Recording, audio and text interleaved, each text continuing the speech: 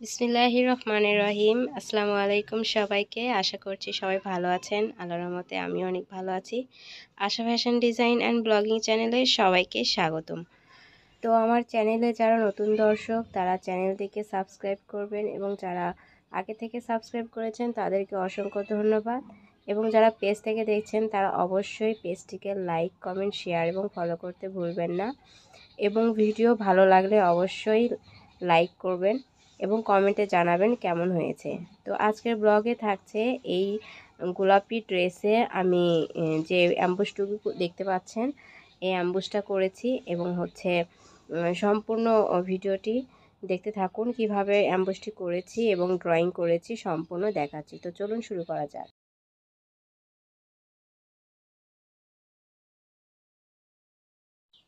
তো প্রথমেই আমি অ্যাম্বুশ করার জন্য ড্রয়িং করে নিচ্ছি আমার বোনের কাছে থেকে। তো ড্রয়িং করতে করতে একটু বাইরের দৃশ্যটা দেখাচ্ছি আমাদের জানলা দিয়ে কী রকম লাগে। তারপর এই যে ড্রয়িংটা করে নিচ্ছি ওর কাছ থেকে। আমার বোন ড্রয়িং করছে, এবং আমি ড্রয়িংটা আগে নির্দিষ্ট জায়গায়, জামার নির্দিষ্ট জায়গায় যেখানে আমি ড্রয়িংটা করব বা অ্যাম্বুশটা করব, আমি এটা বসিয়ে দেখে নিয়েছি। তো সেই অনুসারেই ড্রয়িংটা করছি। ড্রয়িংটা আমি ওকে বলে দিচ্ছি এখানে এরকম করো, ওখানে ওইরকম করো। তো সেই অনুসারে ও আমাকে ড্রয়িং করে দিচ্ছে পড়াশোনা বাদ দিয়ে। ওর সামনে এসএসসি পরীক্ষা। তো ড্রয়িং প্রায় শেষের দিকে। ড্রয়িংটা হয়ে গেলে আমরা তারপরে কাপড়ে ছাপ দেওয়ার জন্য কাপড়টি এবং যা যা লাগে এগুলো রেডি করব। তো আমি এখানে পেস্টিং পেপারের নিচে, ড্রয়িংয়ের নিচে কিন্তু আমি কার্বন দিয়েছি, কালো কার্বন, এবং আমি যেখানে অ্যাম্বুসটি করব সেখানে কিন্তু বসিয়ে নিয়েছি কাপড়ের উপরে কার্বন রেখেছি, তার উপর ড্রয়িংটা রেখেছি, এবং ড্রয়িংটা যেন নড়াচড়া না করে যার জন্য আমি একটু তালা রেখেছি, ভারী জিনিস। তো ড্রয়িংয়ের উপর দিয়ে রঙিন কোনো পেন্সিল বা কলম দিয়ে দাগিয়ে নেব, তাহলে বুঝতে পারবো কোথায় কোথায় ড্রয়িং হয়েছে আর কোথায় কোথায় হয়নি। তো ড্রয়িং করা শেষ, দেখুন, মানে ছাপ দেওয়া শেষ। এখন আমরা অ্যাম্বুশ করব। তো এখন আমি অ্যাম্বুশ করার জন্য আমি এখানে কালার নিয়েছি, বেগুনি কালার, হলুদ কালার, পেস্ট কালার। তো প্রথমে আমি পেস্ট কালার ফুল করে নিচ্ছি। তো বিভিন্ন ফুল আমি বিভিন্ন কালার দিয়ে করব, এই জন্য প্রথমে অ্যাম্বুসটি একটু ভরিয়ে নিব, তারপরে অ্যাম্বুসটির ওপরে আমি আরেকটু একটু দিয়ে দিব যাতে ফুলে উঠে সুন্দর হয়ে। আর অ্যাম্বুসটি যেভাবে যেরকম শেপে আপনি লাগাবেন ঠিক সেরকম শেপে কিন্তু ফুলে উঠবে। যেই রকম করে যেই শেপে আমরা লাগাবো সেইভাবেই কিন্তু ফুলে উঠবে। তো পেস্ট কালার লাগানো শেষ।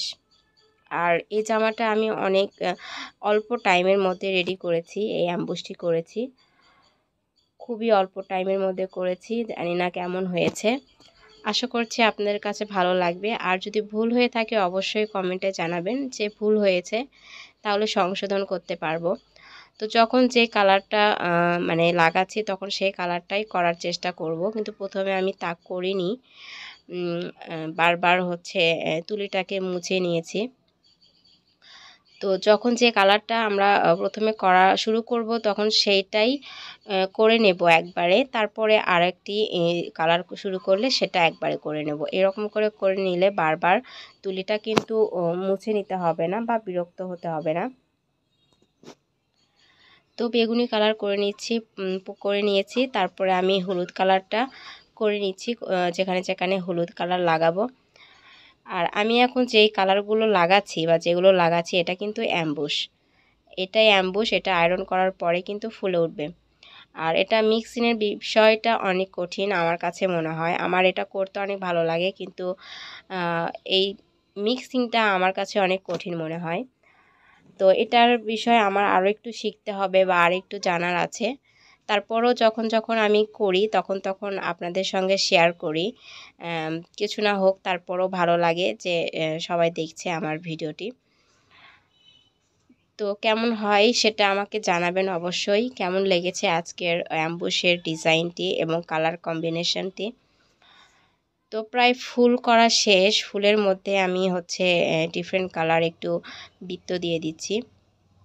তারপরে কিন্তু আমি ডাল করে নিচ্ছি। ডালটা আমি ডিরেক্টলি হচ্ছে সবুজ কালার দিয়ে করে দিচ্ছি। আমি এর মধ্যে কোনো কালার মিক্স করিনি। একদম সবুজ কালারের মধ্যে আমি এনকে এবং বাইন্ডার মিক্সড করে নিয়েছি। তারপরে হচ্ছে ডাল পাতা দিয়ে দিচ্ছি। ডাল পাতা হয়ে গেলে যখন আমার কাজটি সম্পূর্ণ হয়ে যাবে তখন কিন্তু আমি এটা রেখে দিব। আমি সাথে সাথে আয়রন করব না। এটা রেখে দেওয়ার নিয়ম হচ্ছে 7 থেকে 8 ঘন্টা। অনেকে আছে অনেক অল্প টাইমের মধ্যেই আয়রন করে, আমি একটু বেশি টাইম রেখে দিই। তো আমার পাতা করা প্রায় শেষের দিকে। পাতা সম্পূর্ণ করা হয়ে গেলে কিন্তু অনেক সুন্দর লাগবে আমার মনে হচ্ছে। তো হয়ে গেছে, এটাকে আমি এখন 7 থেকে 8 ঘন্টা রেখে দেব। রেখে দেওয়ার পর ফিরে আসছি। তো দেখুন শুকানোর পর কেমন হয়েছে। এটাকে এখন আমি আয়রন করব। তো এটাকে উল্টে নিয়েছি এবং তার ভিতরে কিন্তু আমি কাপড় দিয়েছি। তারপরে হালকা আঁচে আয়রন করে নিচ্ছি। বেশি আঁচ দিব না, হালকা আঁচে চাপ দিয়ে আয়রন করে নিচ্ছি। তো আয়রন করে নেওয়ার পরের লুকটা আমরা দেখব এখন। তো দেখুন আয়রন করে নেওয়ার পরের লুক কেমন হয়েছে এটা অবশ্যই আমাকে কমেন্টে জানাবেন। পুরো ড্রেসটি কেমন লাগছে করে নেওয়ার পর। তো আমার ভিডিওটি ভালো লেগে থাকলে অবশ্যই লাইক করবেন আর কমেন্টে জানাবেন। তো এ পর্যন্ত সবাই ভালো থাকবেন, সুস্থ থাকবেন। আল্লাহ হাফেজ।